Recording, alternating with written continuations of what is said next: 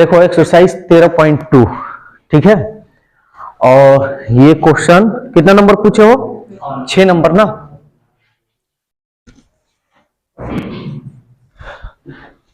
ध्यान देना, अगर फिगर बना लिए तो समझो कि क्लियर, अगर फिगर नहीं बना तो प्रॉब्लम।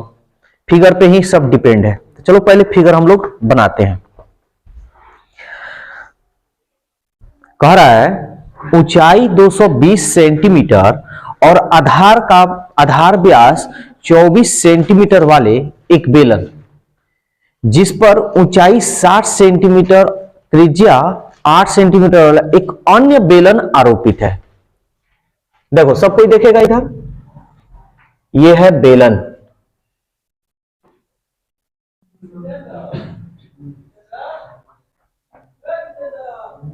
ठीक है, ये बेलन हो गया। अब कह रहा है ना, कह रहा है कि 220 सेंटीमीटर ऊंचाई और आधार का व्यास, यानी व्यास कितना है हमारा 24 सेंटीमीटर वाले एक बेलन, जिस पर ऊंचाई 60 सेंटीमीटर और त्रिज्या 8 सेंटीमीटर वाला एक अन्य बेलन आरोपित है। इसके ऊपर एक और बेलन क्या है? आरोपित है। ये बड़ा छोटा जितना बनाओ उस तुमको अपने ऊपर डिपेंड करता है, बड़ा छोटा से कोई ज्यादा डिफरेंस कुछ नहीं होने वाला है, ठीक है। तो इसकी ऊंचाई दे रहा है 60 सेंटीमीटर,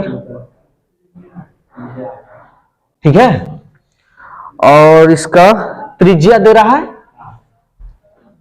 8 सेंटीमीटर। ये बन गया हमारा। सो लोहे का एक स्तंभ बना है, ये लोहे का स्तंभ है, ठीक है।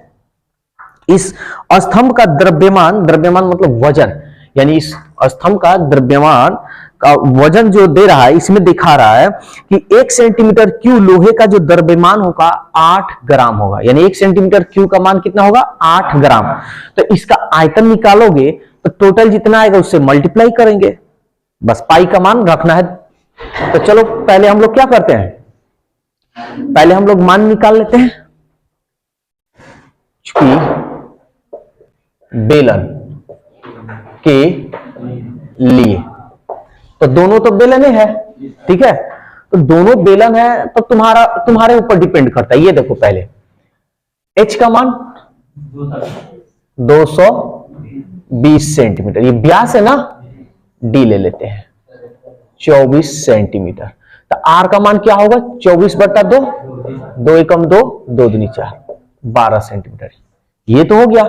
इसमें एक और बेलन है ना, तो एक और बेलन है, तो यहां लिख सकते हो पहले बेलन के लिए, और ये हो गया हमारा दूसरे बेलन के लिए,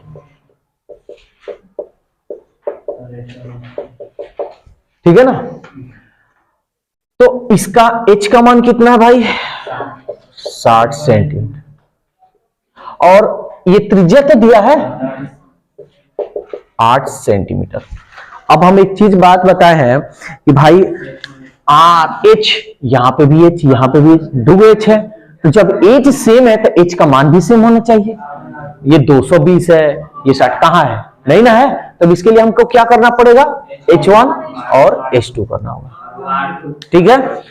r तो सेम है तो r का मान सेम होना चाहिए, तो यहां 12 है, यहां 8, अलग अलग है, तो इसको क्या कर ले r1 और r2। ये बात समझ में आया कि नहीं? अब सवाल दे रहा, अब ये तुम लोग के दिमाग में आना चाहिए क्वेश्चन कि आप आयतन कैसे निकालिएगा। तो यहां सवाल कह रहा है कि 1 सेंटीमीटर क्यू बराबर 1 सेंटीमीटर क्यू का द्रव्यमान कितना है 8 ग्राम। तो सेंटीमीटर क्यू किस में आता है, आयतन में ना आता है। हम सीधा इसका आयतन निकालेंगे, लिखेंगे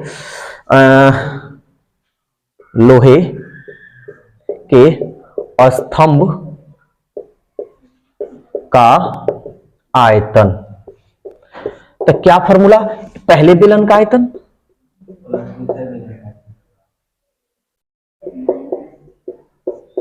का आयतन प्लस दूसरे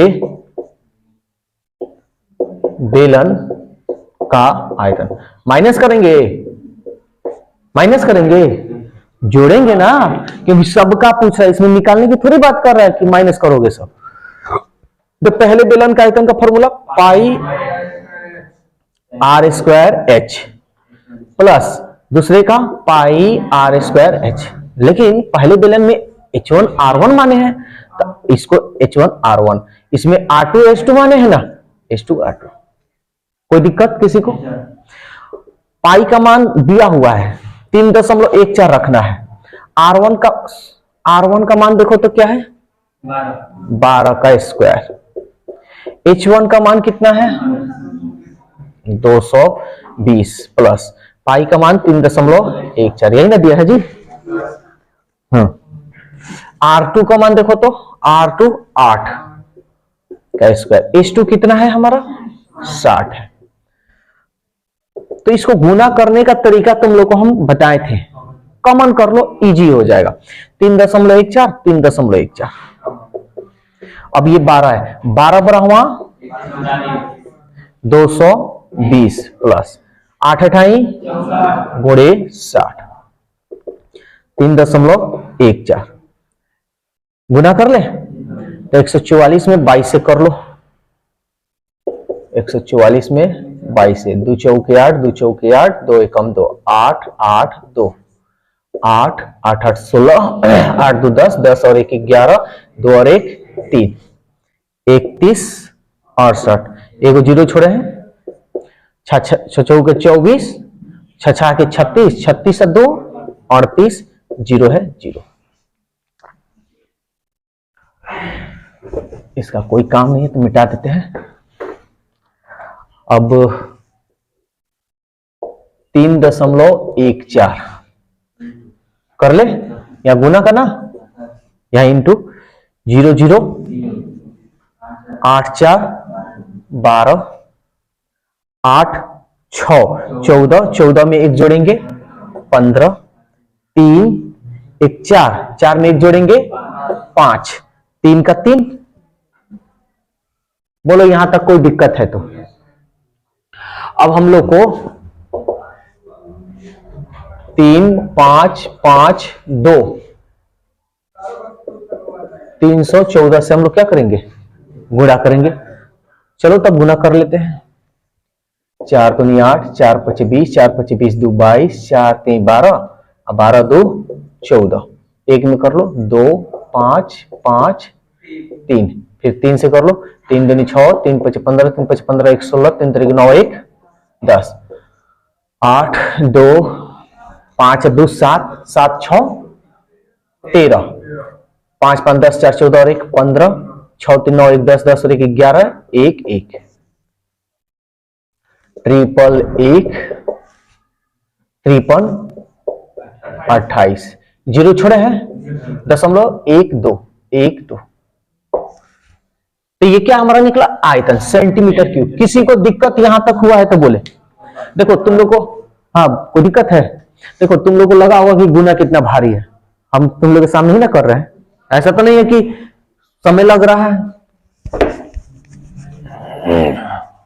देखो कुछ ऐसे चीजें होती हैं कि देखने में बहुत डरावना, देखने में बहुत भारी होता है, लेकिन जब उस पे मतलब अपना जो भी मतलब नहीं होता है टच करोगे, उसका सामना जब करोगे ना तो तुम्हारे लिए वो एकदम इजी हो जाएगा। कोई भी चीज एग्जांपल में लेना, ठीक है। तो अब हमारा तो निकल गया। कह रहा है 1 सेंटीमीटर क्यूब लोहे का द्रव्यमान, चूंकि 1 सेंटीमीटर क्यूब लोहे का द्रव्यमान, द्रव्यमान का मतलब होता है वजन, ठीक है ना। कितना है 8 ग्राम। 8 ग्राम क्या है भाई? हाँ 8 ग्राम है। तो 1 सेंटीमीटर क्यूब का 8 ग्राम, तो इतना सेंटीमीटर क्यूब का कितना होगा? 8 से गुना करेंगे 53 0 1 ठीक है का द्रव्यमान। तो इसमें गुना करते हैं 1 532.80 किससे? 8 से। चलो गुना कर लेते हैं। 0 8 अठाई 64, 8 दूनी 16, 16 में 6 जोड़ेंगे तो 16 6 22, 8 3 के 24, 24 से 2 26, 8 5 40, 40 2 42, 8 1 8, 8 4 12, 8 1 8, 8 1 9, 8 1 8। कोई दिक्कत? तो ये 0.12, तो 1.2 ग्राम में आ गया। तो कभी सुने हो, जैसे मान लो कि कुछ खरीदने जाते हो, मान लो आटा खरीदना है तुमको या चावल, कहोगे कि हमको 1000 ग्राम चाहिए। तुम कभी जाकर दुकानदार से बोलना कि मेरे को 1000 ग्राम चावल चाहिए। देखना थोड़ा देरी के लिए वो कंफ्यूजन हो जाएगा ना। लेकिन वही कहोगे कि 1 केजी चाहिए, तब समझ जाएगा। तो वही चीज अब यहां पे है। तब ये मत देखना कि आंसर क्या आ रहा है क्या नहीं, यहां हम अपने से दिमाग लगाए हैं। इतना इसको ग्राम में बोलना ठीक नहीं लग रहा है, तो इसको किस में बदलेंगे? केजी में।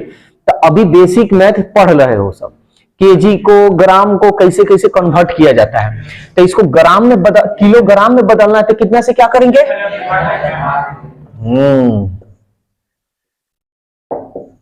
1000 से भाग दे देंगे, किलोग्राम में बदल गया।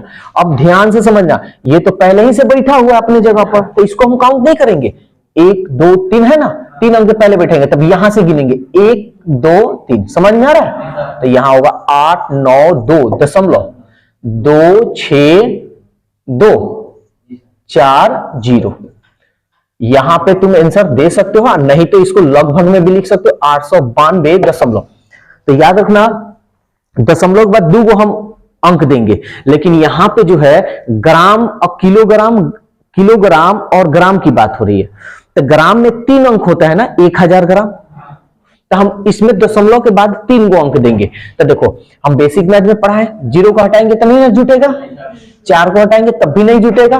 तो कितना हो जाएगा? 262 केजी। अब यहां ब्रैकेट में लिखना होगा तुमको लगभग। ये करेक्ट तुम्हारा आंसर होगा। बोलो कोई दिक्कत है तो इसमें नोट करो तब।